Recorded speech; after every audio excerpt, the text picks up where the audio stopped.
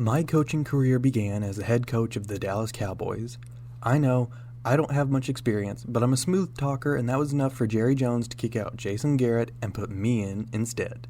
My main goals are just to get us into the playoffs, but if I can, I want to break the Cowboys' curse and bring a Super Bowl win back to Texas, which wasn't looking likely, as in our preseason games we were 2 for 2 and we had a packed schedule ahead of us. Our first game was against Eli Manning and the New York Giants, who were the reigning Super Bowl champions, and it was going to be at their place in New York.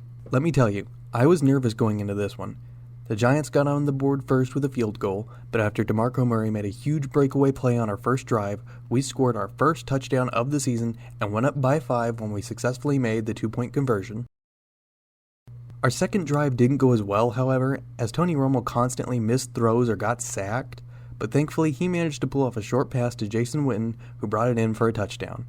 We continued to struggle on pass plays the whole game, but thanks to DeMarco Murray's speed, we not only managed to stay in it, but win it, crushing the Super Bowl champs at home in a 33-6 win. Next week, we traveled to Seattle, Washington to face off against the Seahawks. Their stadium was packed and the Seahawks looked pumped up, but we got ball to start the game and nearly got all the way to midfield on the first kick return. Learning from last week, I realized we needed to focus on our ground game, which meant I'd mostly be calling running plays using DeMarco Murray's speed to escape the blocks and march us down the field. This worked exceptionally well, as he not only got us repeated first downs, but was able to read the defense like a book and slam us into the end zone in under a minute of the first drive. Because I like to take risks, we even got the 2-point conversion. By the second quarter, we were ahead by 5, but were struggling to move the ball. When Dez Bryant gave up on his route and let this pass sail right by him, I subbed him out for rookie Lance Dunbar, and after some more rough plays, we managed to score on a tight dot to Jason Witten. From there, we never really lost our first half momentum, and I decided to let Romo call his own plays, as I like an aggressive and fast-moving offense, and I think this shift from a pass call to the run is a good reason why I was relying on him so much to keep our offense going. In the end, the Seahawks just couldn't keep up with us, and the last play of the game was an intercepted Hail Mary by cornerback Morris Claiborne, allowing us to walk out of Seattle the victors with a 36-3 win. Our next opponent was the Tampa Bay Buccaneers, and we'd be hosting them at the Big House. Also, I just noticed that their logo has a football in the middle of it. Anyways, we got ball to start the first half, and after an amazing kickoff return that nearly saw DeMarco Murray bringing it back for 6, we effortlessly drove the last 20 yards for a touchdown. We didn't manage to get the 2-point conversion though, so after the Buccaneers drove it right back down for 7, we had to respond. After our passing game, which had been good up until this point, collapsed like our offensive line at the goal line, we handed it off to DeMarco Murray for our second touchdown. Unfortunately, we still couldn't get a 2-point conversion, and our passing offense was still getting locked up hard in man-to-man coverage. So we settled for 3 and went into the half 15-7. From there, we managed to keep running up the score and burn the last of the clock to kick another field goal and finish the game 33-7. After the game, I took some time out for scouting in order to better build up our receiving core, and that's where I found Ohio State wide receiver Sam Jackson, who had an amazing 94 speed, and Navy halfback Josiah Harris. Next week, we hosted the Chicago Bears, and there's not much to say about this game other than we are definitely not a passing team.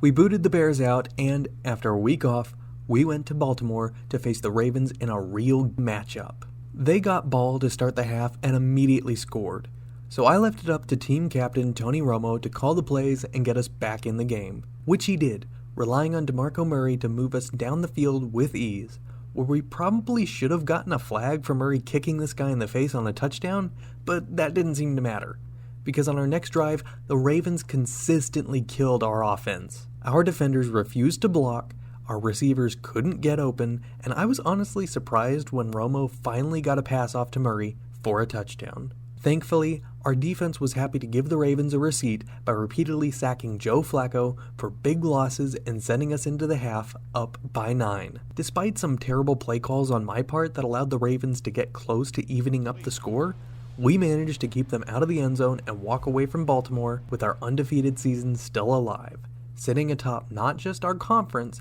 but the entire league, trailed only by the Buffalo Bills and the Saints.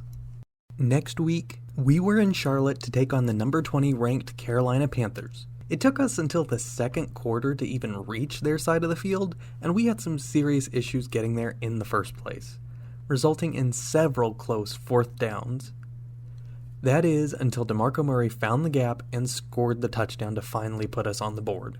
After our defense got another huge stop, we ran down the field and managed to score just before halftime, even managing to get another big 2-point conversion, sending the Panthers scattering off the field as we went into the half up 16-0.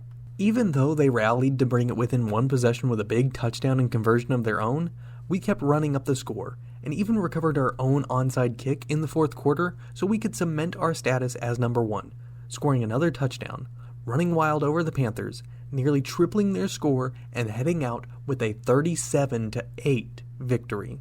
If there were any questions of an undefeated season, they were definitely starting now, and I'm certain the other teams in the league were starting to take notice. The Giants weren't one of those teams, though, as from the very start we absolutely demolished them, as fullback and kick returner Felix Jones nearly broke the longest return in history by taking the first kickoff all the way back to the house for 6. Eli Manning couldn't get a hope, dream, or pass off, and we marched on, eagerly eyeing our next opponents. In the Georgia Dome, we came to dominate.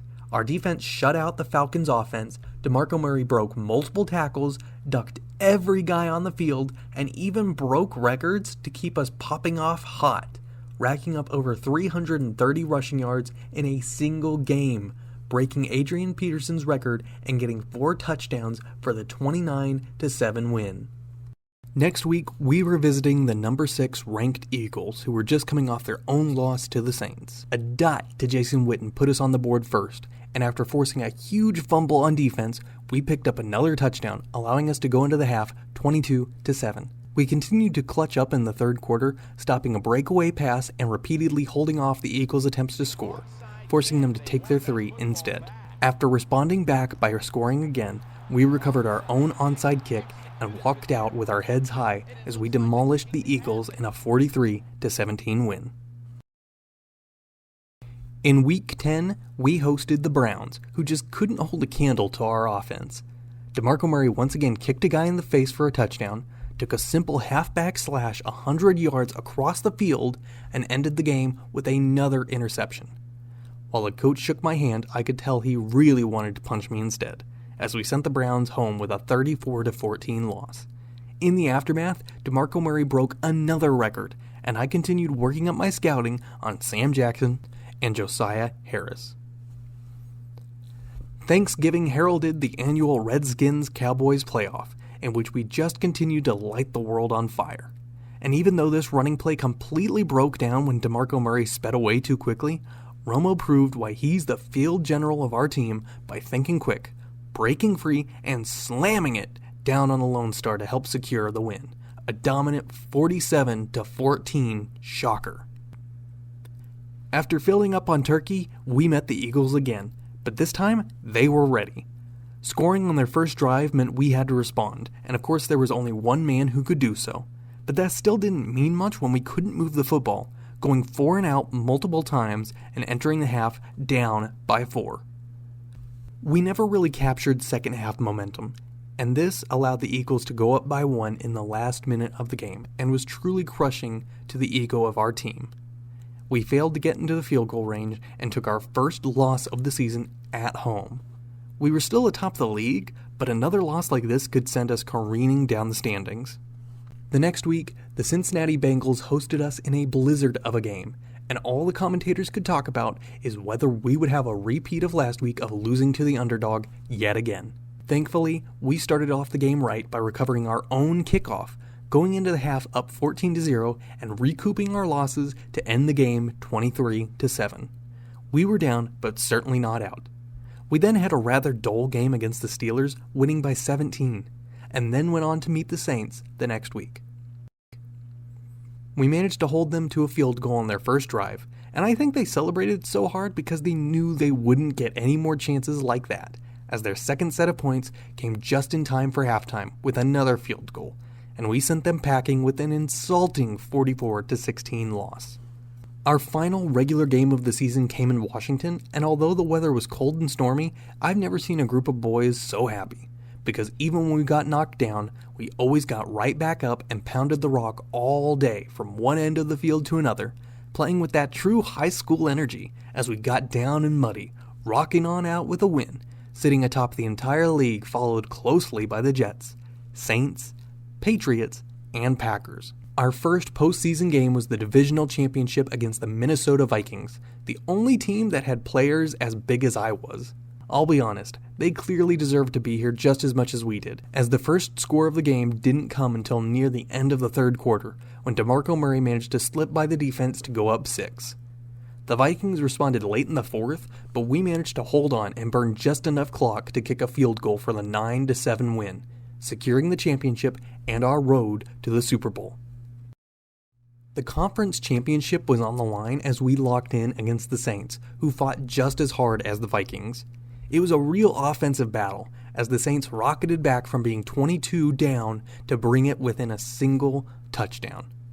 When they recovered the onside kick, I knew for sure our season was over, and as our defense continued to collapse, I nearly gave up entirely. That is, until a floated ball was intercepted by Matt Jenkins. We marched down for one more touchdown in the final seconds and ended the Saints season, securing our conference championship and heading for the strangest clash of titans of all time, as the Raiders barely squeaked by on a 10-6 season to secure their own Super Bowl spot. Super Bowl 48 was set, the Dallas Cowboys versus the Oakland Raiders.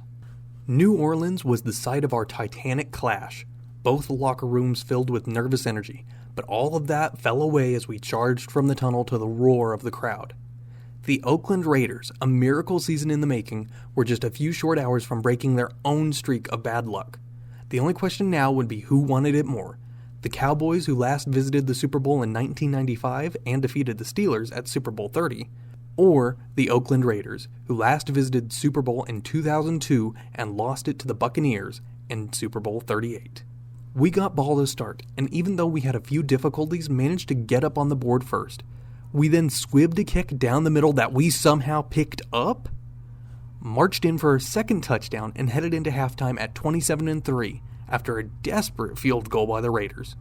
By the fourth quarter, the ending was in no doubt, and even though they managed to score twice in the last 2 minutes, we ran up the score and ended another humiliating Super Bowl for the Raiders by finishing up 41-10.